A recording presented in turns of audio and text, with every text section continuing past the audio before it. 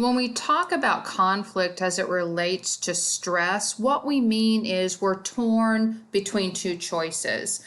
We can't do both, so we have to choose one of two. So we've got three different types of conflict, and we're going to call this approach avoidance, and avoidance. So what I want us to do is look at every time we see the word approach, we're going to think of something positive. So it's something that we do want. Every time we see something called avoidance, it's going to be something that we don't want. So it's going to be something negative. So again, we've got two choices. So in number one, we have two good choices. That's approach and approach. So two good choices.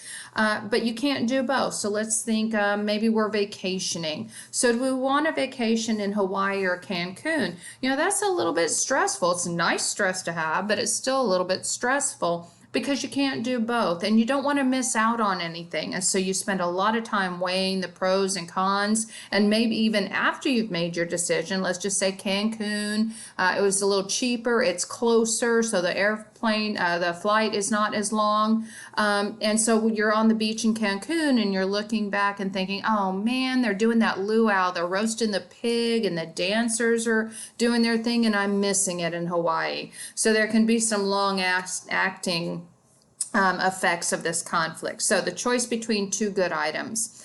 The second one, where we've got approach avoidance, that is if we do the thing we want to do, it's going to have a negative result. Okay, so let's look at this. So you got a test tomorrow, but there's a party tonight, and you really want to go. All your friends are going to be there. It's been a rough semester, so you really want to be part of this. So when we're looking at the approach, what you want to do is go to the party.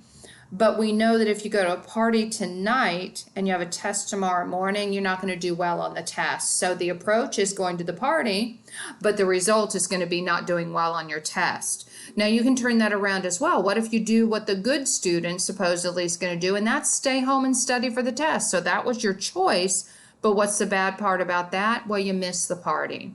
All right, so approach avoidance. Something good is going to bring about a negative consequence. All right. The third one, avoidance.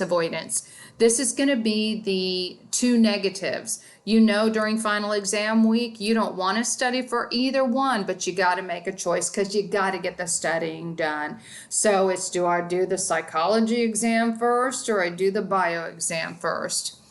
All right, so two things that you really don't want to do, but you do have to do something.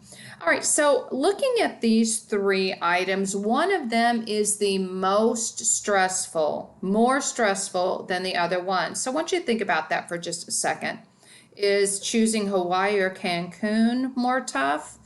Is it going to the party and fail your test? Is that too tough?